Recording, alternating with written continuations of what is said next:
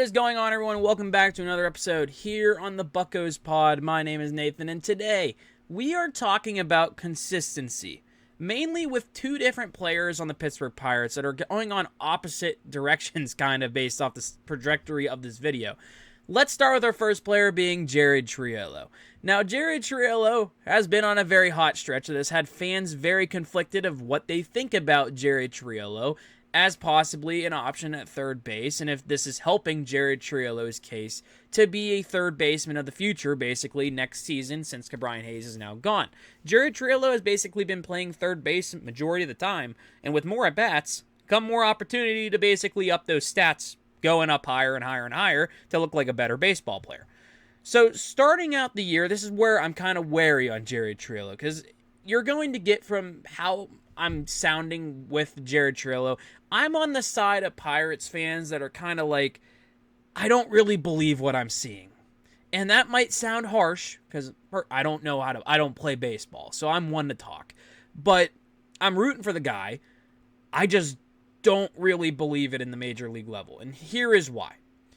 His first 55 games of the year before he got sent back down to the minor leagues, especially before the second half. So the last game he played of the first half was on July 9th against the Kansas City Royals on the road. He did not play against the Twins in that little road trip as well. He did not, and then returned in August 1st against the Rockies, but he was gone ever since the 9th. So through those first 55 games, here was his slash line. He had a 158 batting average, a 253 OBP, a 266 slugging, and a 519 OPS. That is just not that good. I would say that is not good at all. Not just not that good, but not good at all. He, of course, only had 3 home runs, 10 RBIs, just like Ke'Bryan Hayes was on the Pirates. Both of them can't hit for power. They are glove-first third baseman. Also, not to mention, in 139 official at-bats, 160 plate appearances, Jared Triolo only recorded 22 hits and also 29 strikeouts. So, Jared Triolo, personally, I don't think, especially in that time, this is why I don't really believe in Jared Triolo. But then, Jared Triolo returns post-All-Star break on August the 1st in Colorado. And let me just show you his slash line and just read it to you really quickly here. Ever since his return, he has been probably the best hitter on the Pittsburgh Pirates, minus Tommy Pham, which is just crazy to say out loud. He has a 315 batting average, a 417 OBP, a 467 slugging, and an 884 OPS in only 28 games. Now, looking at the sample sizes, one of them is 55 games. His first one, he was awful, and then this is a 28-game sample size. And our next player is kind of going to be the same thing opposite. Less good, more bad. So for Jared Triolo, it's been less bad, more bad, less good. And that is what worries me a lot. Now, the Pirates do have I would say, favorable schedule this final month of September. The big opponents are in literally the first month of September, the Dodgers and the Brewers. They have the Cubs in the middle of the month. And maybe if you want to say the Reds are still in playoff contention, that's another team that could give them some issues, especially if they're pushing for a postseason berth. Just depends on how the Mets and Reds playoff race is looking. Right now, it's looking like the Mets are kind of taking control of that final wild card spot. But with Jared Triolo, just reading the compared slash lines again. Before the AAA send-down, 158, 253, 266, and a 519 OPS. After his callback up to the major leagues, he's hitting 315, 417, 467, and his OPS has jumped to 884 as well as 2 home runs, 8 ribbies in that time frame of 28 games. If you want to believe in this, go right ahead. I'm not one to say what you can believe in right now. Here's an interesting note as well. Batting average on balls in play for Jared Triolo. In the first 55 games, you could also argue, the whole he's unlucky thing. He had a batting average of balls in play of 176. Ever since he's come back, he's been hitting batting average on balls in play 403. Like I said, he's hitting 315 since August the 1st. He has been on fire. And let me just say, I respect it. There's nothing not to respect about what Jared Triolo has been doing as of late, and you can't really deny it. And I don't want to sound like I am denying it, but it's just I've seen this in the past from Jared Triolo. we've seen him get on fire, and then we've seen it just come kind of all crumbling down. And for example of this, let me just read you his career numbers, and this is kind of proof of what I'm talking about here. So his 2023 rookie campaign, his slash line was a 298 average, 388 OBP, a 398 slugging, and a 785 OPS. He had an OPS plus in 54 games once he debuted of 114. 2024 comes around, a lot of people were putting a lot of faith in Jared Triolo. He did win the Gold Glove the year after Ke'Bryan Hayes did, so that's awesome. He won it for the utility position instead of just third base. But Jared Triolo does get a Gold Glove. He did have a WAR of 2.0 in 23. In 24, that dropped down to 1.3 even with the Gold Glove. But his slash line dropped down very drastically with more games played. So compared to 2023, he had a 298 in 23. 2024, he hit 216. Dropped drastically. His OBP in 2023 was 388. 2024, it was 296. Drastic drop. His slugging percentage in 2023 was 398. His slugging percentage, that is, in 2024, 315. Another drastic drop. And the biggest one you could say was his OPS. 785 in 23, and then in 24 it dropped down to 611. So this is a part of me that's like, I really don't believe what we're seeing. I want to believe it. I want to believe this is going to be the Jared Triolo we see for now and always. But then I look at what he did in 2024, and it's like, blah, like, I don't know what really we should be believing when it comes to Triolo. 2025, though, right now, he has brought his numbers up from 24 up a bit. They would be way down, but this hot stretch since August 1st has kind of salvaged his season and maybe his spot in Major League ball clubs, especially even if he's not on the Pirates. I think he'll be on the Pirates, but per se, he wasn't going to be on the Pirates. This could maybe for sure his spot in another team as a bench guy. So his average has jumped up this year to 221 from this hot streak, a 320 OBP, a 346 slugging. His OPS has been salvaged because at the beginning it was like in the 500s. Now it's at 666. Jared Triolo has looked like a lot better of a baseball player, and I have to give him props. And this stretch he's been on, this 28 games where he's hitting 315, 417, 467, and that 884 OPS, and of course the batting average of balls in play at a 403. I have to commend it. I have to applaud it. I'm not going to ignore that. Also, 29 hits in that stretch. He had 22 in the previous stretch I brought up there. He was horrible. So he's looked like a completely different baseball player, and it's honestly been pretty crazy to watch. He's had multiple multi-hit games. He's had a couple games where he just hit two hits in a row. When I'm looking at this stretch, he had a stretch against the Cubs where he had 2 hits in a row. He was hitting the baseball hard. Games in a row where he had 2 hits. He had a stretch from game 74 all the way down to 78 against the Cardinals and the Rockies. He had 2 hits in basically each game until the final 2 games it is of the Cardinals series. Jared Triolo has been a very good baseball player ever since August 1st. Like I said, do I believe it? Personally, no. But the thing is with Jared Triolo, I think the Pirates are banking on this being the guy that they get in 2026 because, let's be honest, we all want them to spend money on a power-hitting third baseman.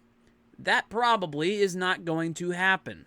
They are probably going to do the typical, we are the Pittsburgh Pirates and we are going to bank on internal improvements. Let's see what Jared Triolo can do. He is going to be our third baseman of the future. It's what they do with Ke'Bryan Hayes. Now, let me just say, they extended Ke'Bryan Hayes and paid him money, but then it kind of turned into every year, we're banking on the back being healthy, we're banking on the power numbers going up, and it just never happened here in Pittsburgh. And it's kind of slowly happening in Cincinnati, and it's kind of scary to see him hitting all these hitting doubles, gappers, home runs. Let me just say, Great American Small Park, I like to call it, because his bat is probably going to unlock in Cincinnati because it is some people compare it to a minor league park because it's a hitter's ballpark, but I think Ke'Bryan Hayes' bat is going to play in Cincinnati. It was not going to play here in Pittsburgh. But is this Jared Triolo end of the season a fluke?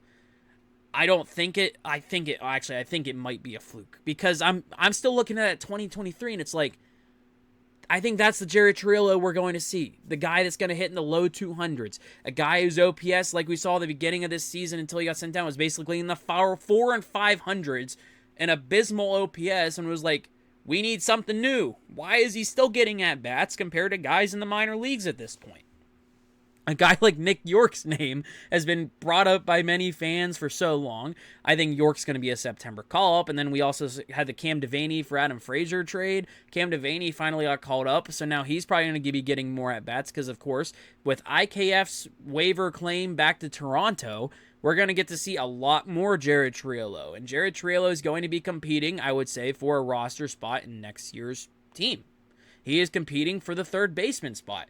Because if you're Jared Triolo in this situation, keep proving the fans wrong. Prove me wrong. Because like I said, I'm not a baseball player. I've never hit a baseball in my life, and I'm one to talk. And a lot of fans are ones to talk too. But like, if you're Jared Triolo, prove us wrong. Prove the fans wrong. Prove that this season, well, end of season, is not a fluke. Prove that it is something that you can do for your career. If Jared Triolo can at least hit 250 and above for his career every year, that's fine with me. He can play third base. He can DH, do whatever he wants. But I don't want to see the Jared Triolo that has like a 500 OPS through the first 50 games.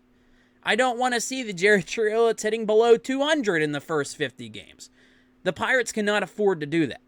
Now, what the Pirates can afford to do is let this final month of the season be a trial run. Let it be the basis of next year. See what he does adding this month to it. See if August and September are both the same. Because August was nothing short of magical for Jared Triolo. He was a beast this month. Now let's move on to a player that has sadly kind of fallen apart this year after a good 2-month stretch. And what has been, I would say, an abysmal summer, to say the least. And that's putting it in a sad note because I really like this player. So let's get into it. Let's talk about Oneil Cruz. Oneil Cruz is a guy that this organization is banking on being a beast. They are banking on this guy being the most productive player on this offense. Yes, Brian De La Cruz. Thank goodness he's gone. But Brian Reynolds is the guy making the money on the offense. But Oneil Cruz definitely has the most talent in his body or in his brain or whatever, how you want to say it, in his athleticism, the correct term, to be the guy on the Pittsburgh Pirates to lead this offense. Hit them maybe 30 home runs. Oneil Cruz is the guy on this team, the only guy on this team, that has 30-30 potential. And if you don't believe it, I think you're just being negligent at that point because he has 30-30 potential. We've seen the power. He already has one of the most stolen bases in baseball. And compared to Jared Triolo's first half, or his first few games, Oneil Cruz was hot in the first half, but then once not even the halves, he was hot in April and May. But then once the end of May happened, actually the middle of May happened, and then to now, Oneil Cruz, especially in these summer months, has kind of dwindled down into what you could call a below league average hitter, which is not where you want Oneil Cruz to be. And it pains me to say it because I got his jersey on the wall behind me. Oneil Cruz, that is one of my favorite players on the Pittsburgh Pirates, and I drastically want this guy to succeed so much. So much. It pains me to see Pirates fans blame all the team's struggles or just hate on Oneil Cruz so much like he's the biggest problem in this team. I don't think Oneil Cruz he's by far not the biggest problem on this team because, like I said, he leads the team in home runs, stolen bases. You can only do so much. But when his slash line is what it's been and how the strikeouts have gone way up, that's where it gets kind of nerve-wracking. Now, I'm going to read you one kind of shorter sample size to the one I'm going to give after this. Because why I'm choosing to rank, so it's going to be the first 33 games compared to his last 81. And you might be like, that's kind of a little bit unfair to Cruz, and let me just say, it definitely is. But here's the thing why I chose this. On Baseball Reference, you can do his game log. His 33rd game of the year was the last time he was hitting 250 or above. Because Oneil Cruz, in the first April to May 5th, he was one of the best hitters in baseball. He was playing on all-star pace. He was playing on going over a 30-30 pace and possibly being a guy to get MVP votes. Because let me just read you his slash line in the first 33 games. He hit 252, so over 250, a 385 OBP, a 504 slugging, and an 889 OPS.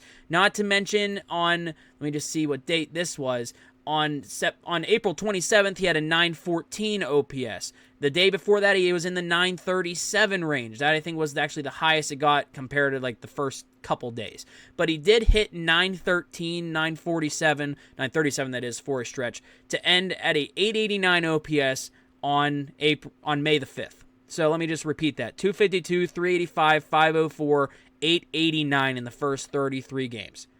Once May the 6th came up, and let me just also add the 8 home runs, 18 ribbies, 14 stolen bases, and also not to mention the 24 walks of 39 strikeouts. A solid ratio for Oneil Cruz, and he was walking a lot more. He looked a lot more disciplined at the plate, especially with that 385 OBP. Once May 6th happened, I think that's when the league adjusted. So, ever since May the 7th, his slash line, May 6th that is, his slash line has taken a drastic dip. So, this is of course over 81 games. Like I said, this might not look fair to be comparing 30 to 81, but like I said, I chose this because this is the last time he hit 250 or above. His slash line, compared to what he did in the first couple games, dropped from 252 to a batting average of 186. His OBP in the first few games, 385, has dropped down to 272. His slugging percentage has dropped from 504 all the way down to a 351.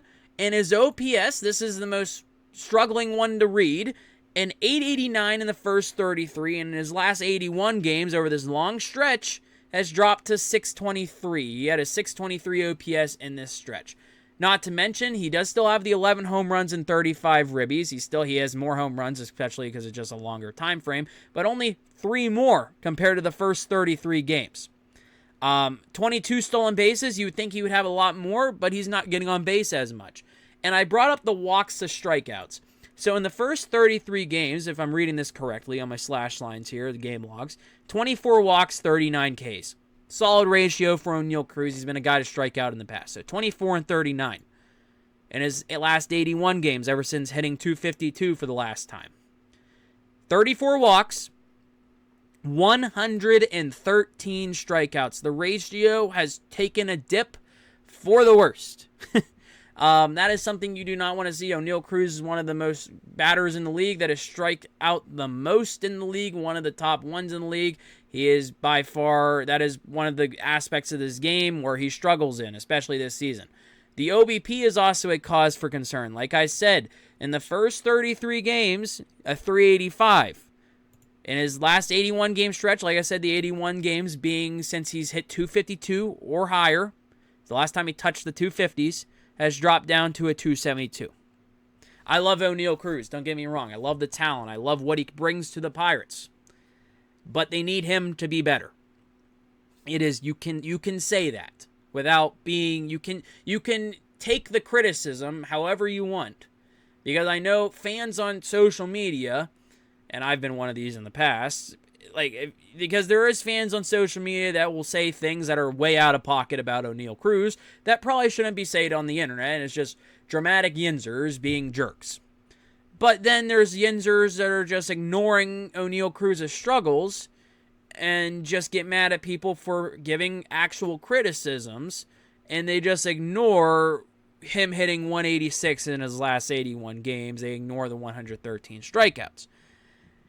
I think the only side that's wrong, of course, is the side that is a jerk about everything and just hates Oneil Cruz with a passion. I don't think that's warranted toward a guy like Oneil Cruz. Like I said, leads the team in home runs, stolen bases, blah, blah, blah, blah.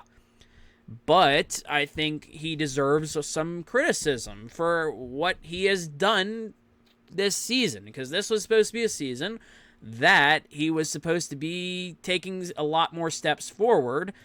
But instead, ever since May the 6th, he has taken a drastic step backwards.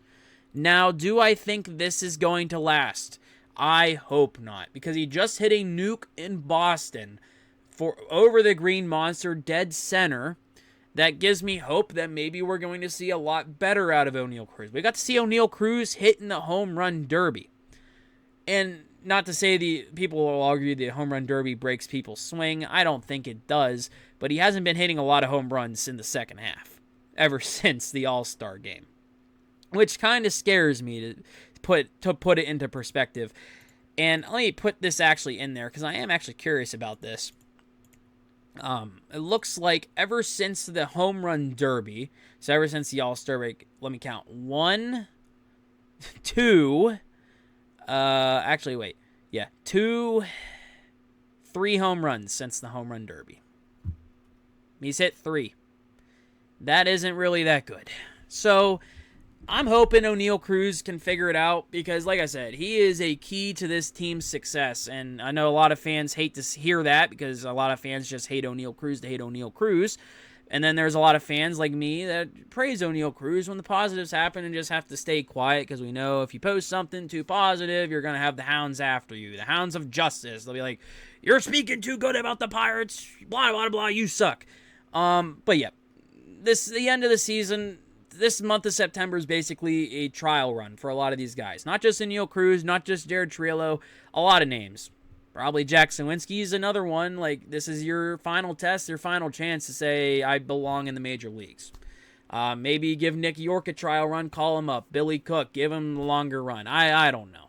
But the basis of this episode was just to point out the lack of consistency between a guy that's fighting for a roster spot in Jared Triolo for next year and a guy that was supposed to take the next steps, which we saw in the first couple months, and then just is completely dwindled to below league average in Oneil Cruz. And I hate to say it, but it's like, the stats are there, and that's not where Oneil Cruz should be. I believe in Oneil Cruz still. I am not writing this guy off because I know the talent is there. I've seen him hit a couple home runs in person, and let me just say, they get hit a lot hard, and they get hit a long way, and I saw one hit in the river. So, in the Allegheny River, that is. I wish it went to a farther river, but Oneil Cruz could probably do it. We just saw him in the home run derby, too. He was hitting 500-foot home runs like it was nothing. So, a lot of people call him a StatCast darling. He's a guy to hit balls hard, hit them far, and that might be the type of guy he is. But we also saw a version of Oneil Cruz in the first 33 games that was getting on base walking a lot. Like I brought up the 24 walks to 39 Ks to start the year. That was a good walk rate for Oneil Cruz, who's never really been a guy to really get walked a lot. But then it looked like the league figured him out over the last 81 games and was just attacking him, getting him to swing on things he shouldn't be swinging at. So that's kind of where I am on Oneil Cruz. Still believe in the guy. I'm never going to give up on Oneil Cruz, even if he leaves the Pirates. I'm still going to be a fan of Oneil Cruz, one of my favorite players. But the Pirates and Pirates fans desperately, and not just fans, but like you could say the organization desperately needs to see better from Oneil Cruz. But yeah, thank you all for watching this episode of the Buccos Pod. My name is Nathan. Make sure to subscribe to the channel down below for more content. Make sure to like the video and leave your comments down below. Do you believe in Jared Triolo? What's your thoughts about Oneil Cruz? What do you want to see from both those guys? Or is there another guy on this organization, another player that you want to see kind of take the next steps in this final month of September? Who do you think gets more chances? Let me know down below. Leave a comment, like the video, subscribe to the channel. Thank you all for watching this episode, and I'll see you next time.